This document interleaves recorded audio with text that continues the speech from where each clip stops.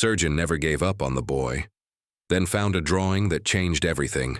This is the story of a surgeon who refused to give up, a young boy who fought against impossible odds, and a simple drawing that would change everything they thought. They knew about healing, hope, and the power of human connection. If emotional stories touch your heart the way they touch mine, please give this video a like and let me know in the comments. Now, let's begin this incredible journey together. The rain hammered against the windows of Metropolitan General Hospital with the kind of relentless intensity that seemed to match the chaos erupting within its walls. Dr. Alexander Harrison stood at the nurse's station, his tall frame hunched slightly over a patient chart, his dark hair disheveled from running his hands through it countless times during his 16-hour shift. At 42, Alexander had seen enough medical emergencies to fill several lifetimes, but something about this particular Thursday evening felt different. The air itself seemed charged with an electricity that made the fine hairs on his arms stand on end. The overhead speakers crackled to life with a sharp burst of static that cut through the ambient noise of the pediatric intensive care unit. Code Blue, Emergency Room 1.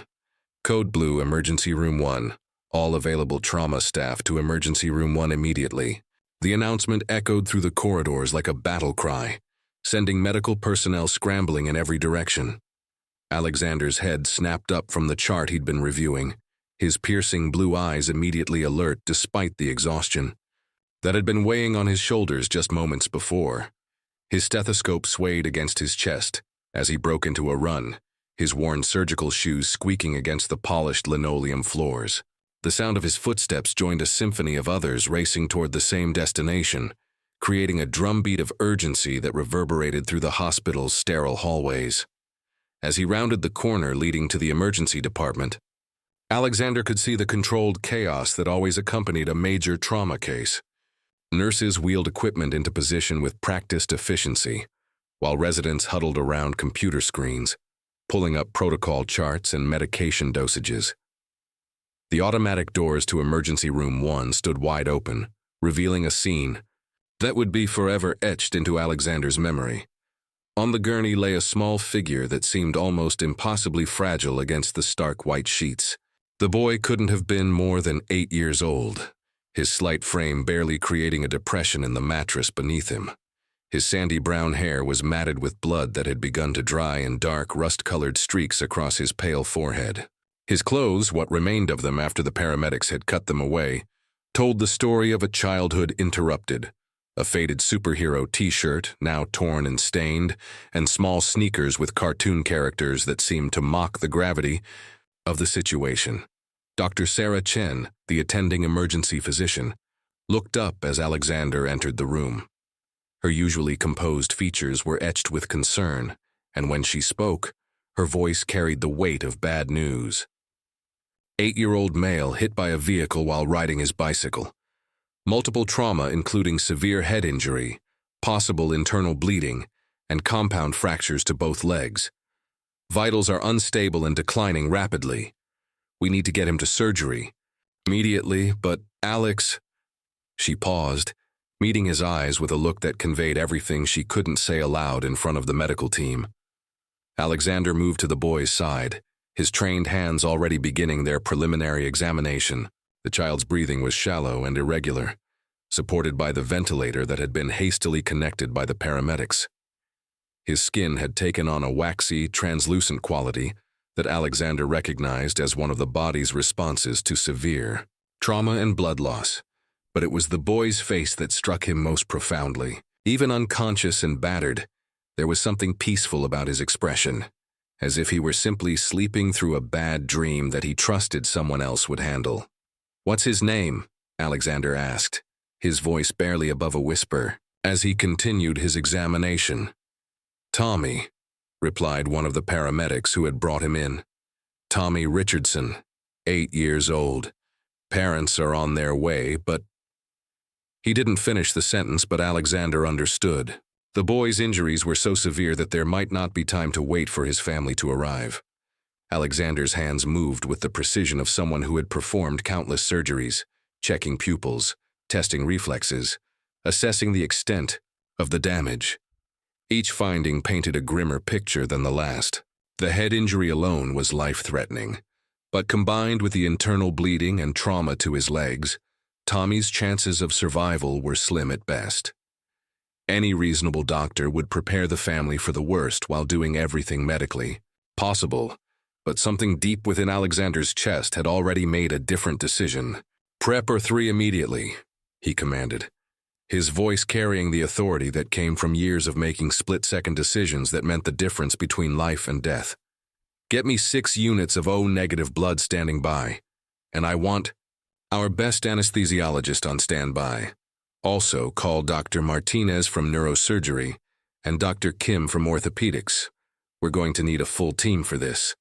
As the medical staff sprang into action around him, Alexander found himself staring down at Tommy's small hand, which had somehow worked its way free from beneath the blanket.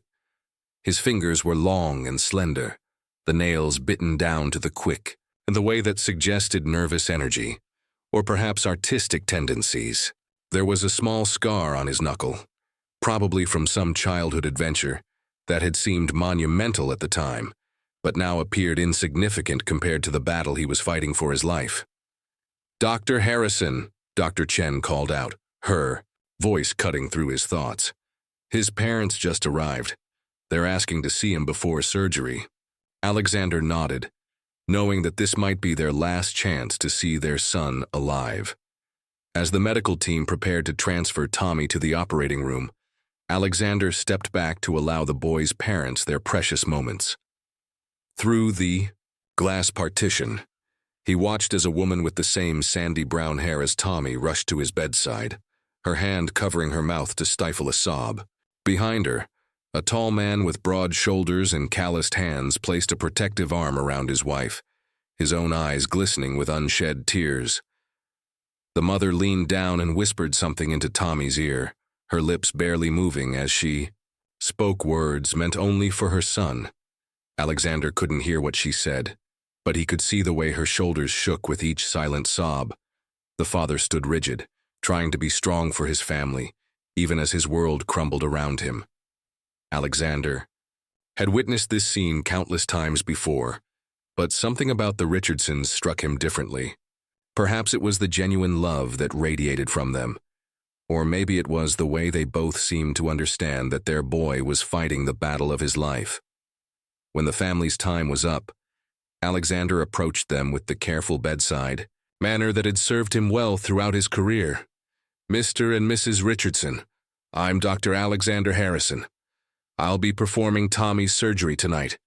I want you to know that I will do everything in my power to bring your son back to you, Mrs." Richardson looked up at him with eyes that held both desperation and hope. "Doctor, please," she whispered, her voice barely audible above the ambient noise of the emergency room. "He's all we have. He's our miracle baby. We tried for years to have children, and Tommy, he's our everything." The weight of her words settled on Alexander's shoulders like a mantle of responsibility. He had always taken his role as a surgeon seriously, but this felt different. This wasn't just about medical procedures and statistical outcomes. This was about preserving a family's entire world, about ensuring that a little boy who had been called a miracle would continue to be one.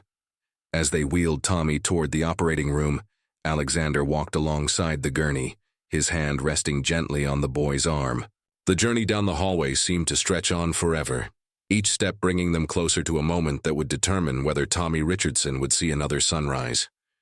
The fluorescent lights overhead cast harsh shadows across Tommy's pale face, but Alexander thought he detected the faintest flutter of the boy's eyelids, as if somewhere deep in his unconscious mind, Tommy knew that he was not alone in this fight.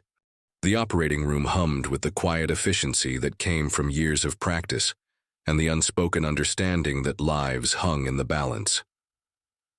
Alexander stood at the scrub sink, methodically cleaning his hands and forearms with the ritualistic precision that had become second nature over his 2 decades in medicine. The warm water cascaded over his skin as he worked the antiseptic soap into every crevice, every line of his palms, knowing that these same hands would soon hold Tommy Richardson's life in their grasp.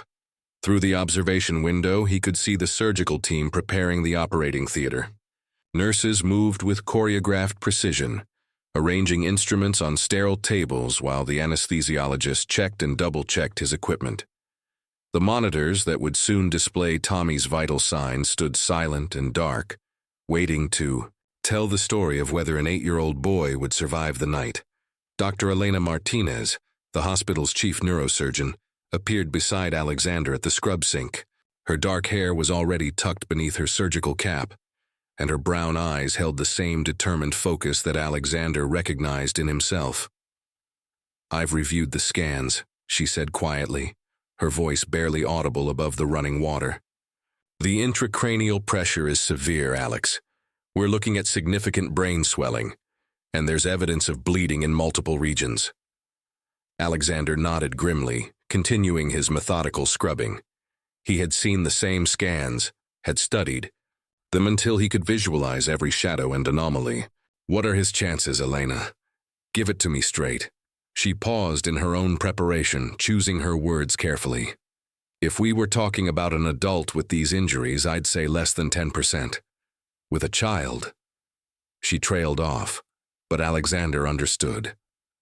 Children's brains were more resilient than adults, capable of remarkable recovery even from devastating trauma.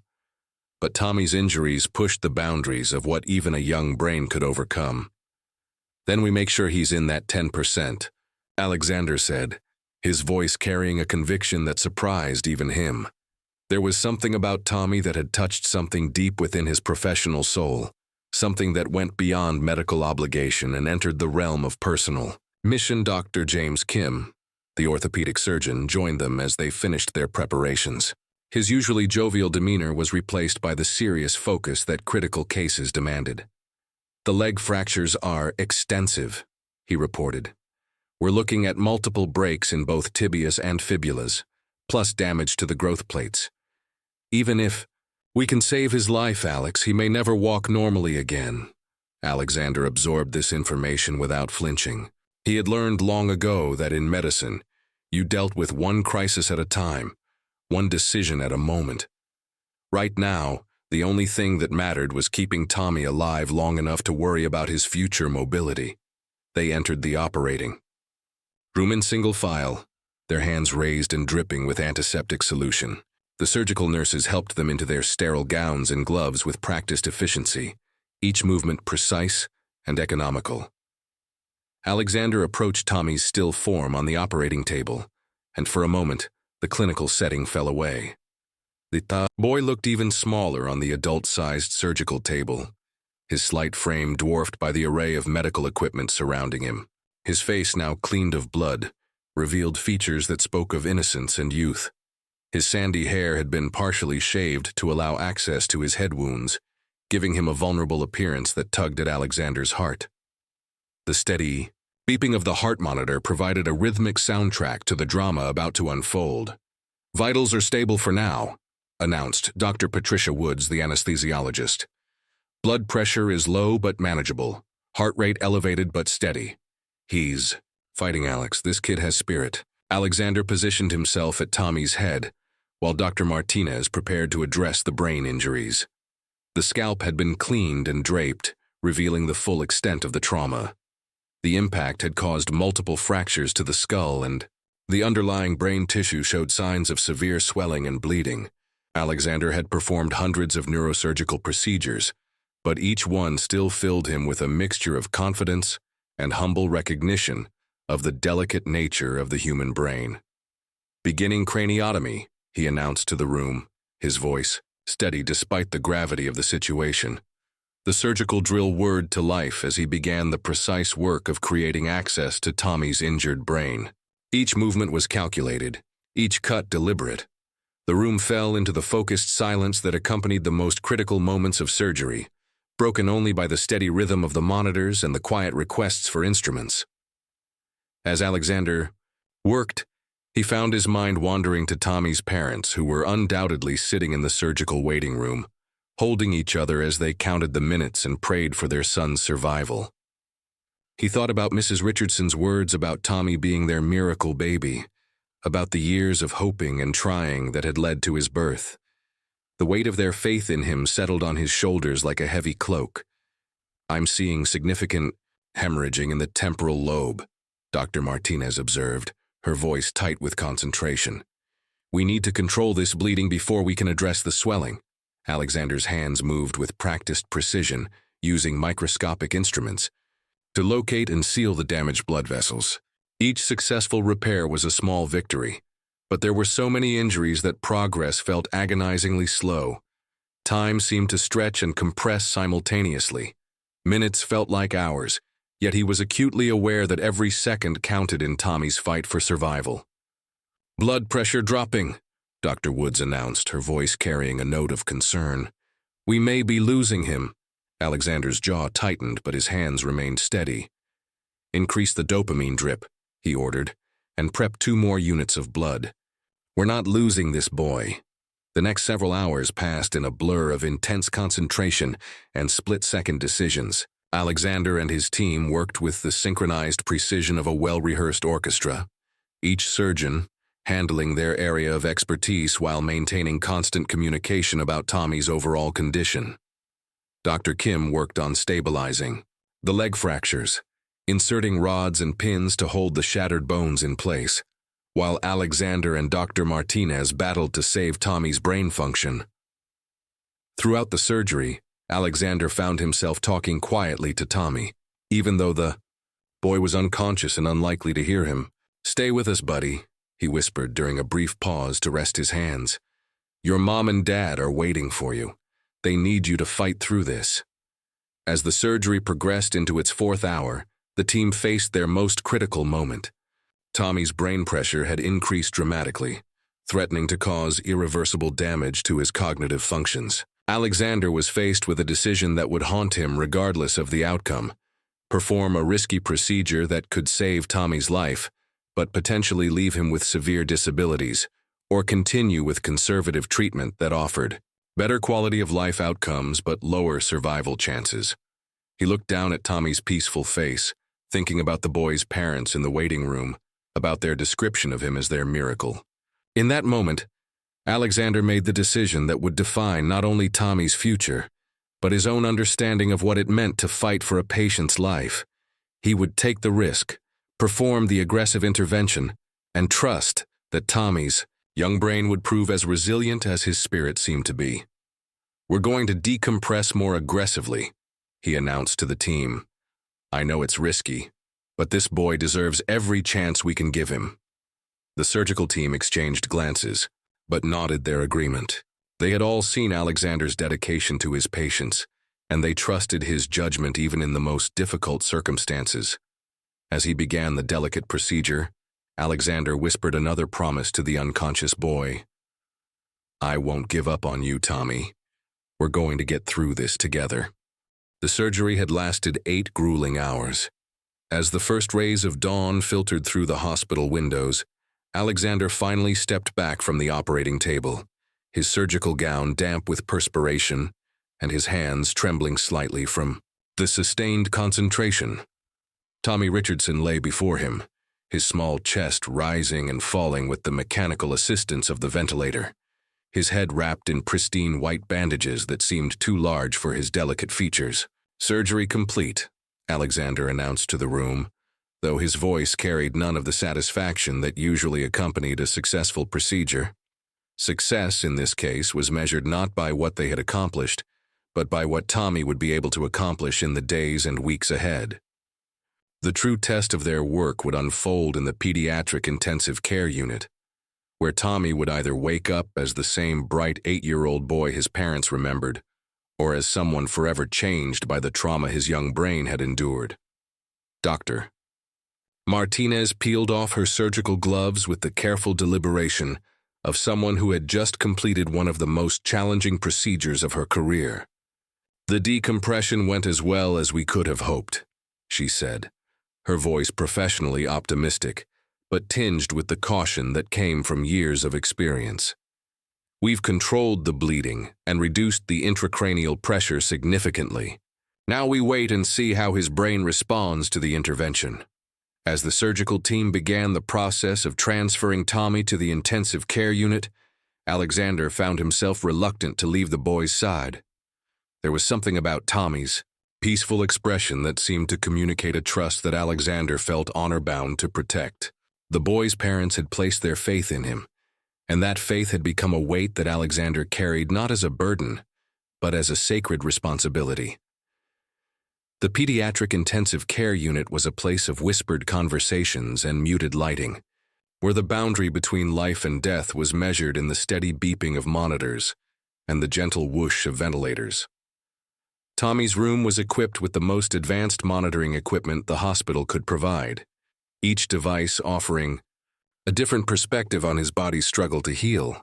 Alexander stood beside the bed, watching the numbers and waveforms that had become the language through which Tommy's recovery would be written. Mrs. Richardson sat in the chair beside Tommy's bed, her hand gently resting on her son's arm. She had been there for the past 6 hours, ever since the surgery had ended, speaking to him in the soft, loving tones that only a mother could provide. Her husband stood behind her, his large hands resting protectively on her shoulders, his eyes never leaving his son's face.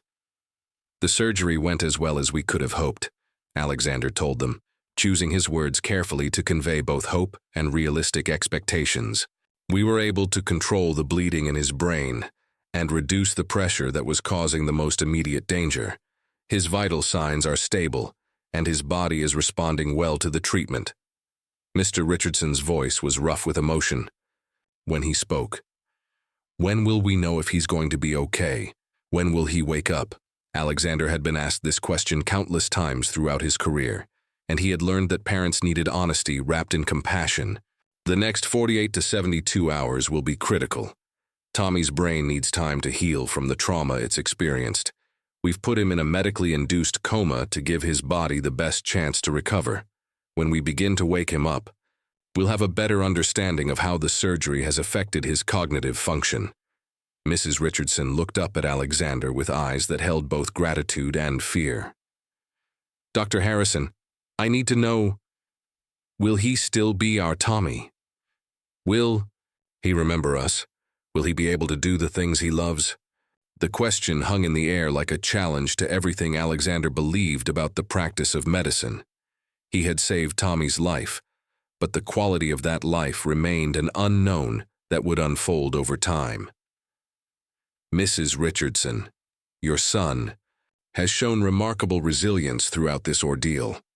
Children's brains have an incredible capacity for healing and adaptation. While I can't make any guarantees about the extent of his recovery, I can tell you that everything we've seen so far suggests that Tommy is a fighter." Over the following days, Alexander found himself spending more and more time in Tommy's room. Officially, he was monitoring the boy's progress and adjusting his treatment plan as needed. Unofficially, he had become emotionally invested in Tommy's recovery in a way that surprised even him. He would sit beside the bed during quiet moments, talking to the unconscious boy about everything and nothing, sharing stories about his own childhood, and describing the world outside the hospital windows. "There's a park across the street from the hospital," Alexander told Tommy during one of these one-sided conversations. "I can see it from the window in your room. There are kids playing on the swings and riding their bikes. When you wake up, maybe we can ask your parents to take you there. I bet you'd like that." The nursing staff had begun to notice Alexander's unusual devotion to this particular patient. While he had always been a dedicated physician, his connection to Tommy seemed to transcend the typical doctor-patient relationship. Nurse Jennifer Collins, who had been working in the pediatric ICU for over 15 years, found herself watching Alexander's interactions with Tommy and his family with a mixture of professional curiosity and personal admiration. "I've never seen Dr. Harrison so invested in a patient's recovery," she mentioned to her colleague during a shift change. "He's been here every day, sometimes twice a day, just sitting with that boy and talking to him. It's like he's taken personal responsibility for Tommy's healing." What the nursing staff didn't know was that Alexander had indeed taken personal responsibility for Tommy's recovery, but not in the way they imagined. Each night when he returned to his empty apartment, Alexander found himself researching new treatment protocols, consulting with specialists from around the country, and exploring every possible avenue that might improve Tommy's chances of a full recovery. Tommy Richardson had become more than a patient. He had become a symbol of everything Alexander believed about the power of medicine to heal and restore. On the 5th day after the surgery, Tommy's condition remained stable, but unchanged. The swelling in his brain had decreased significantly, and his vital signs were strong, but he remained in the medically induced coma that protected his healing brain from the stress of consciousness. Alexander had begun the process of gradually reducing the sedation, allowing Tommy's body to begin the journey back to awareness. But progress was measured in tiny increments that required patience and faith. It was during this waiting period that Alexander began to notice small details about Tommy that spoke to the boy's personality and interests. His parents had brought items from home to make the sterile hospital room feel more welcoming. A stuffed dinosaur that Mrs. Richardson said Tommy had slept with every night since he was 3. A collection of colorful drawings that covered one wall of the room, and a small wooden box filled with what appeared to be art supplies. Alexander found himself drawn to Tommy's artwork, which revealed a creative spirit that had been silenced by the accident, but not extinguished. The drawings showed a child's perspective on the world around him, his family, his pets, his dreams and adventures. There were pictures of dinosaurs and spaceships, of family trips to the beach, and of himself riding the bicycle that had been destroyed in the accident that brought him to the hospital. One drawing in particular caught Alexander's attention. It showed a man in a white coat standing beside a hospital bed with a small figure lying beneath the covers. The man's face was drawn with careful attention to detail, and his hands were positioned as if he were reaching out to help the person. In the bed, at the bottom of the drawing, in a child's careful handwriting, were the words, "Doctors help people feel better." Alexander realized that this drawing had been created before Tommy's accident, probably as part of a school project or simply as an expression of a child's understanding of the medical profession. The innocence and trust reflected in the artwork struck him profoundly. Here was a boy who had believed in the power of doctors to heal, who had faith in the medical profession's ability to make things right. That faith had been tested by the most severe trauma imaginable, and now it was Alexander's responsibility to prove that Tommy's childlike trust had not been misplaced. The morning of the 7th day brought with it a subtle shift in the rhythm of Tommy's room.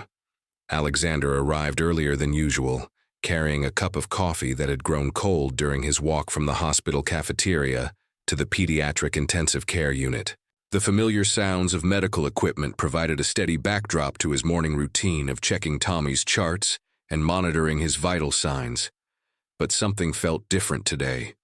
There was an expectancy in the air, as if the room itself was holding its breath in anticipation of something significant.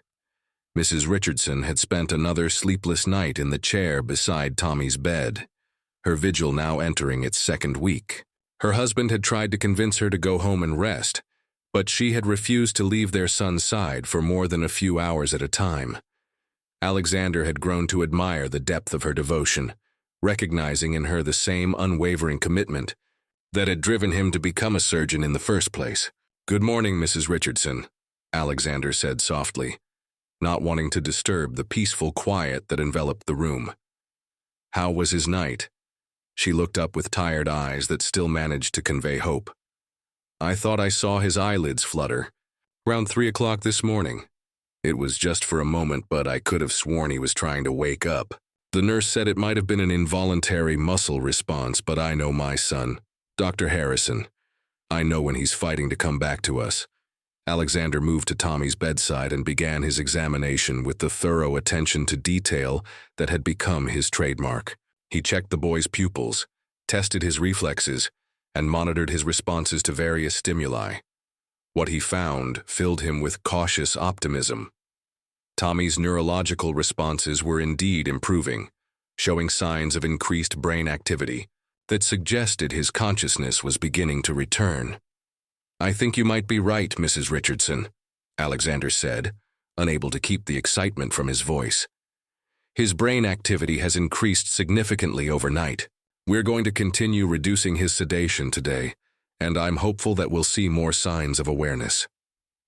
The process of bringing Tommy back to consciousness was delicate and gradual. Alexander worked closely with the nursing staff to monitor every aspect of the boy's condition as they slowly decreased the medications that had kept him in his protective coma. Each reduction was followed by careful observation, watching for signs that Tommy's brain was ready to handle the increasing levels of awareness. By midday, Tommy had begun to show more definitive signs of wakefulness. His eyes would open briefly, unfocused and confused, before closing again as if the effort was too great. His breathing became less dependent on the ventilator, and he began to make small movements with his hands and arms. Mrs. Richardson kept up a constant stream of gentle conversation, telling him about the cards and letters that had arrived from his classmates, about his dog Max who was waiting at home, and about all the people who were praying for his recovery. "Tommy, sweetheart, it's Mommy," she whispered, leaning close to his ear. "Daddy and I are here with you. You're safe now, and Dr. Harrison has taken such good care of you. We're all waiting for you to wake up so we can take you home." Alexander watched this interaction with a mixture of professional satisfaction and personal emotion. He had witnessed many patients emerge from medically induced comas, but there was something particularly moving about watching a child fight his way back to consciousness. Tommy's journey represented not just medical recovery, but the triumph of human resilience over seemingly insurmountable odds. As the afternoon wore on, Tommy's periods of wakefulness became longer and more frequent. Alexander was present when Tommy's eyes opened and remained open for the first time in over a week. The boy's gaze was unfocused and confused, but there was undeniable awareness behind his eyes. He looked around the room with the slow, deliberate movements of someone trying to understand where he was and what had happened to him. "Tommy," Mrs. Richardson called softly, her voice trembling with emotion. "Tommy, can you hear me, sweetheart?" Tommy's eyes found his mother's face, and for a moment, there was no recognition. Alexander felt his heart sink, wondering if the brain injuries had affected Tommy's ability to recognize the people he loved. But then, slowly, Tommy's expression changed. His eyes softened, and his lips moved as if he were trying to speak around the breathing tube that still assisted his respiration. Alexander made the decision to remove the breathing tube, judging that Tommy's respiratory function had improved sufficiently to support independent breathing. The procedure was quick and relatively painless, but it represented a significant milestone in Tommy's recovery. When it was complete, Tommy took his first independent breath in over a week, his chest rising and falling with the natural rhythm that had been absent for so long. "Mom?" Tommy's voice was barely a whisper, hoarse from disuse and the trauma of intubation, but it was the most beautiful sound Mrs. Richardson had ever heard. Tears streamed down her face as she leaned forward to kiss her son's forehead. "I'm right here, baby. I'm right here, and I'm never leaving you again." Alexander stepped back to give the family their moment of reunion, but he found himself unable to look away. This was why he had become a doctor, why he had dedicated his life to healing others. In Tommy's awakening, he saw the validation of every difficult decision he had made during the surgery, every sleepless night he had spent worrying about the boy's recovery, every moment of doubt he had wrestled with about the aggressive treatment approach they had chosen. Over the next several hours, Tommy's awareness continued to improve. He was able to recognize his father, to respond to simple questions with nods or single words, and to demonstrate that his cognitive functions were largely intact. The relief in the room was palpable, but Alexander knew that Tommy's recovery was far from complete. The brain injuries would require months of rehabilitation, and the leg fractures would need additional surgeries and extensive physical therapy. As evening approached, Alexander sat down beside Tommy's bed for one of their conversations, though, this time, Tommy was awake to participate. The boy looked at him with curious eyes, trying to piece together the memories of the past week. "Are you my doctor?" Tommy asked, his voice still weak but gaining strength with each word. "I am," Alexander replied, smiling at the directness of the question. My name is Dr. Harrison, but you can call me Dr. Alex if you'd like. I've been taking care of you since you had your accident." Tommy nodded slowly, processing this information. "My mom said you saved my life. She said you never gave up on me, even when other people thought I might not make it." Alexander felt a lump form in his throat. "Your mom is right that I never gave up on you, Tommy. But you're the one who did the real work. You're the one who fought to come back to us. You're one of the strongest kids I've ever met." Tommy smiled for the first time since waking up, a expression that transformed his pale face and reminded Alexander of the vibrant, creative child whose artwork covered the walls of the room. "Dr. Alex, when I get better, can I draw you a picture? I like to draw pictures of people who help me." "I would be honored to receive a picture from you, Tommy," Alexander replied, his voice thick with emotion. "I think that would be the best payment a doctor could ever receive." As Alexander prepared to leave for the evening, he reflected on the day's events with a sense of profound gratitude. Tommy Richardson had not only survived his injuries but was showing signs of making a remarkable recovery. The boy's awakening represented more than just a medical success. It was a testament to the power of determination, love, and the unwavering belief that miracles could happen when people refused to give up hope. Alexander knew that the road ahead would be challenging for Tommy and his family, but he also knew that they would face those challenges together, supported by the bond that had been forged in the crucible of crisis and strengthened by the triumph of Tommy's return to consciousness. 3 weeks had passed since Tommy's awakening, and the pediatric rehabilitation wing of Metropolitan General Hospital had become his temporary home. The sterile white walls had been transformed with colorful drawings, get-well cards from classmates, and photographs of his family and their golden retriever, Max. Alexander had watched this transformation with growing admiration for the Richardson family's determination to create a sense of normalcy within the confines of the medical environment. Tommy's recovery had been marked by both remarkable progress and frustrating setbacks. The brain injury had left him with some short-term memory issues and occasional difficulty finding the right words, but his cognitive abilities were largely intact. His personality remained unchanged, and his creative spirit had emerged stronger than ever, as if his brush with mortality had intensified his desire to express himself through art. The physical challenges, however, were more complex. The compound fractures in both legs had required 2 additional surgeries, and Tommy faced months of physical therapy before he would be able to walk again. Dr. Kim had been honest with the family about the likelihood of permanent mobility issues, but Tommy approached each therapy session with the same determination that had carried him through his initial recovery.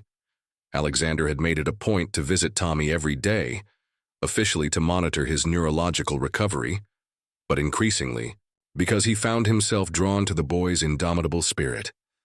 Their conversations had evolved from simple medical check-ins to genuine friendship, and Alexander discovered that Tommy's perspective on life had begun to influence his own approach to medicine and healing. "Dr. Alex," Tommy said one afternoon, as Alexander finished examining his reflexes, "why did you become a doctor? Was it because you wanted to fix people like me?"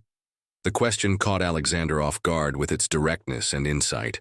He had been asked similar questions before, usually by medical students or colleagues, but coming from Tommy, it carried a weight that demanded a thoughtful response. "I became a doctor because I wanted to help people," Alexander replied, settling into the chair beside Tommy's bed. "But I think meeting you has taught me that sometimes helping people isn't just about fixing what's broken. Sometimes it's about believing in someone's ability to heal themselves." Tommy nodded solemnly, as if this explanation made perfect sense to his 8-year-old mind. "My mom says that doctors are like angels, but I think angels are like doctors, too. They both try to make people feel better when they're scared or hurt." Alexander found himself continually amazed by Tommy's wisdom and resilience. Despite everything the boy had endured, he maintained an optimistic outlook that seemed to lift the spirits of everyone around him. The nursing staff had begun to look forward to their shifts in Tommy's room, and even the most jaded medical professionals found themselves smiling when they encountered his cheerful greeting and enthusiastic questions about their work.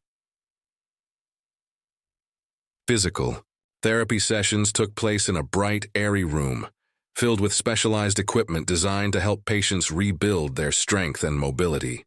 Tommy worked with Sarah Martinez, a pediatric physical therapist whose patience and creativity had earned her a reputation as one of the best in her field. Alexander often observed these sessions, marveling at Tommy's determination to master each new challenge despite the obvious pain and frustration he experienced. "Come on, Tommy," Sarah encouraged during one particularly difficult session. "I know it hurts, but remember what we talked about. Every step you take today is a step closer to going home and playing with Max." Tommy gritted his teeth and pushed himself to stand between the parallel bars, his legs shaking with the effort of supporting his weight. Beads of sweat formed on his forehead, but he refused to give up, taking one halting step forward, then another. Alexander watched from the doorway, feeling a mixture of pride and concern as Tommy fought to reclaim his mobility. After each therapy session, Tommy would return to his room exhausted but determined to continue working toward his recovery goals. It was during these quiet afternoon periods that he would often turn to his art supplies, creating drawings that reflected both his experiences in the hospital and his dreams for the future. Alexander had become fascinated by Tommy's artistic expression, recognizing in it a form of therapy that complemented the medical interventions. One particular drawing had captured Alexander's attention. It showed a hospital room with a small figure in the bed surrounded by people in white coats. But what made this drawing special was the way Tommy had depicted the faces of the medical staff. Each person was drawn with care and attention to detail, their expressions conveying compassion and dedication. In the center of the group stood a tall figure that Alexander recognized as himself, his hand extended toward the patient in a gesture of healing and comfort. "Tommy, this drawing is incredible," Alexander said, studying the artwork with genuine admiration. "You've captured something really special here. It shows not just what happened to you, but how it felt to be cared for by so many people." Tommy beamed with pride at the praise. "I wanted to draw all the people who helped me get better. My mom says that when bad things happen, good people come to help, and that's what makes the world a better place." Mrs. Richardson, who had been listening to their conversation while organizing Tommy's get-well cards, wiped away a tear. "Tommy has always been wise beyond his years," she said. "Even before his accident, he had this way of seeing the good in people and situations. I think that's part of what's helping him heal so quickly." As Tommy's physical recovery progressed, Alexander began to consider his own future in a new light. His experience with Tommy had reignited his passion for pediatric medicine and had made him question whether his current role as a general surgeon was truly fulfilling his potential to make a difference in young lives. He found himself researching pediatric surgery fellowships and considering a career change that would allow him to specialize in treating children. The idea both excited and terrified him. At 42, starting over in a new specialty would require significant sacrifices and years of additional training. But Tommy's influence had shown him that working with children offered rewards that went beyond professional satisfaction. There was something transformative about being part of a child's healing journey, about witnessing the resilience and hope that seemed to come naturally to young patients. During one of his evening visits, Alexander shared these thoughts with Tommy, explaining in simple terms that he was considering changing his medical focus to work exclusively with children. Tommy listened with the serious attention he gave to all important conversations, his eyes wide with interest and understanding. "That sounds like a really good idea, Dr. Alex," Tommy said thoughtfully. "Kids need doctors who understand them, and you understand me better than any grown-up I've ever met. Well, except for my mom and dad, but they don't count because they have to understand me." Alexander laughed at Tommy's logic, but he was struck by the sincerity behind the boy's words. Throughout their time together, Tommy had never hesitated to share his thoughts and feelings, creating a level of trust and communication that Alexander had rarely experienced with adult patients. Perhaps children did need doctors who could connect with them on their level, who could see past the medical conditions to the unique individuals beneath. As the weeks passed, Tommy's progress continued to exceed everyone's expectations. His cognitive functions had returned to normal levels, and his physical therapy was showing remarkable results. The doctors were beginning to discuss discharge plans and the transition to outpatient rehabilitation, marking the beginning of the end of Tommy's hospital stay. Alexander found himself experiencing mixed emotions about Tommy's impending discharge. While he was thrilled by the boy's recovery and eager to see him return to a normal childhood, he was also saddened by the prospect of their daily visits coming to an end. Tommy had become more than a patient to him. He had become a source of inspiration and a reminder of why he had chosen medicine as his calling. It was during this transitional period that Tommy began working on a special project, a drawing that he kept hidden beneath his other artwork and worked on only when he thought no one was watching. Alexander had noticed the secretive behavior, but chose not to pry, respecting Tommy's need for privacy in his creative expression. What he didn't know was that this hidden drawing would soon reveal a truth that would change both of their lives forever.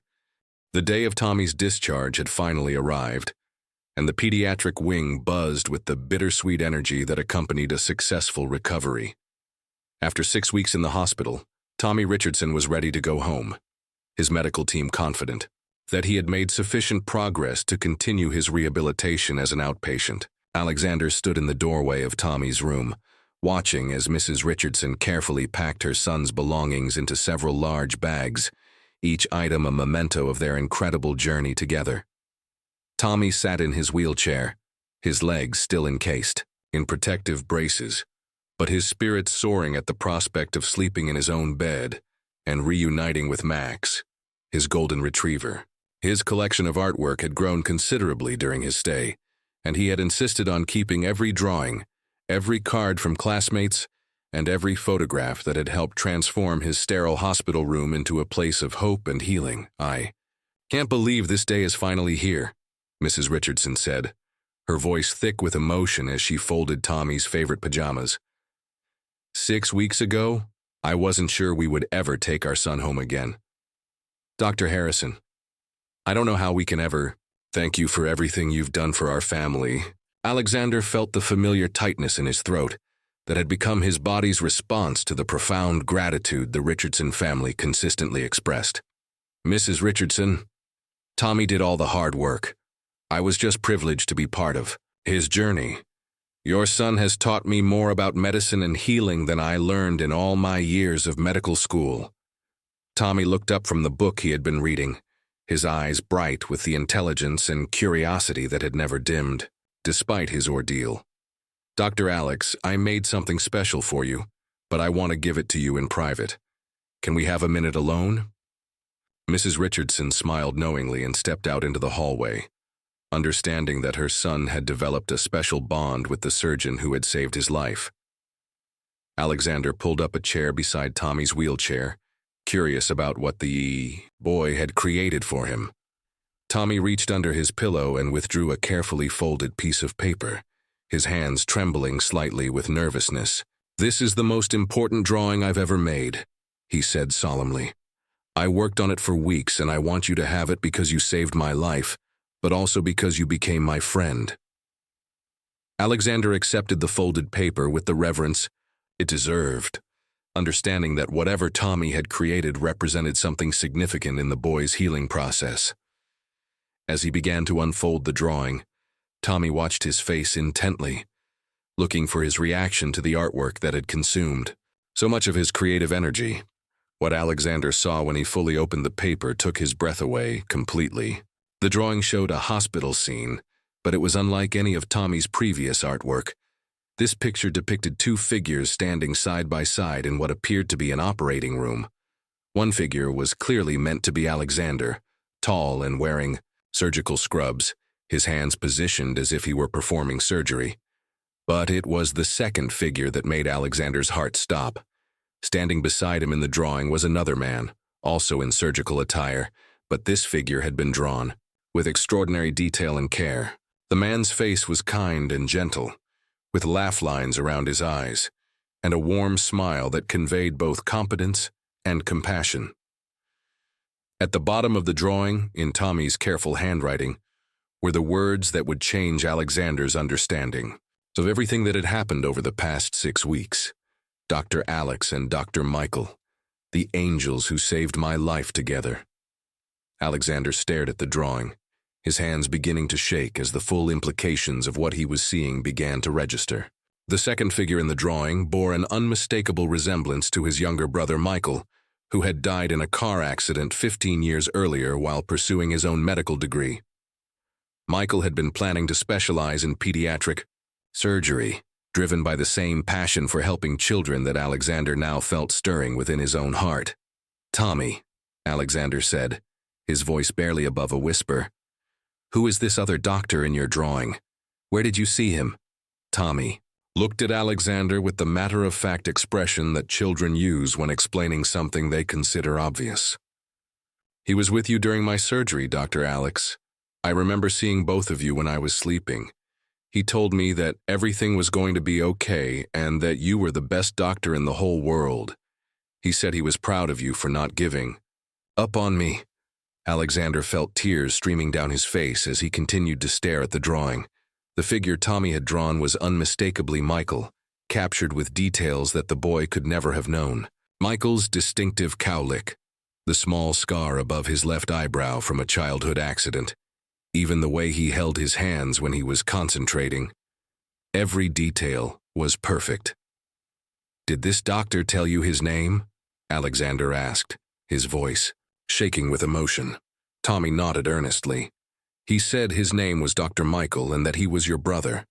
He told me to make sure I drew this picture for you so you would know that he's always watching over you, especially when you're helping kids like me. He said you're doing the work he always wanted to do." Alexander broke down completely, sobbing as he held the drawing against his chest. Everything made sense now. His inexplicable connection to Tommy, his sudden desire to change his medical specialty to pediatric surgery, the feeling throughout Tommy's treatment that he wasn't working alone. Michael had been there, guiding him through the most challenging case of his career and leading him toward the path he was meant to follow. Mrs. Richardson appeared in the doorway, drawn by the sound of Alexander's emotional response. When she saw him holding Tommy's drawing and crying, she approached with concern. But Tommy quickly explained what had happened. "Dr. Alex's brother was helping during my surgery, Mom. He was an angel doctor, and now Dr. Alex knows that his brother is proud of him for saving me." Mrs. Richardson looked at the drawing, then at Alexander's tear-streaked face, and understood immediately that something profound had just occurred. She had witnessed enough unexplainable moments during Tommy's recovery to believe that healing sometimes involved forces beyond medical science. Alexander composed himself enough to speak, though his voice remained thick with emotion. "Tommy, this drawing is the most precious gift anyone has ever given me. You've shown me that my brother Michael is still with me, still guiding me toward the work I'm meant to do. Because of you, I'm going to become a pediatric surgeon, just like Michael always wanted to be." Tommy beamed with satisfaction, pleased that his drawing had accomplished its intended purpose. "I knew you would understand, Dr. Alex. Dr. Michael said you would know what to do when you saw the picture. He said you're supposed to help lots of kids like me, and that he'll always be there to help you." As the Richardson family prepared to leave the hospital, Alexander realized that his own healing had begun. For 15 years, he had carried the guilt and grief of losing his brother, never fully understanding why Michael's death had affected his career so profoundly. Now he understood that Michael's influence had never ended. It had simply been waiting for the right moment to reveal itself. Tommy's recovery had been miraculous in every sense of the word, but the true miracle was what it had revealed about love, loss, and the connections that transcend physical death. Through an 8-year-old boy's extraordinary gift of perception and artistic expression, Alexander had been reunited with his brother and shown the path toward fulfilling both of their dreams. As Tommy's wheelchair disappeared around the corner toward the hospital exit, Alexander looked down at the drawing one more time. In Tommy's innocent depiction of two doctors working together to save a life, he saw the validation of everything he had always believed about the power of love to heal, the importance of never giving up hope, and the truth that those we lose are never really gone if we carry their love forward in our work. 6 months later, Dr. Alexander Harrison began his fellowship in pediatric surgery, guided by the memory of a brave 8-year-old boy who had shown him that miracles happen when we open our hearts to possibilities beyond our understanding. And somewhere, he knew, Dr. Michael Harrison was smiling with pride, knowing that his brother had finally found his true calling in helping children heal.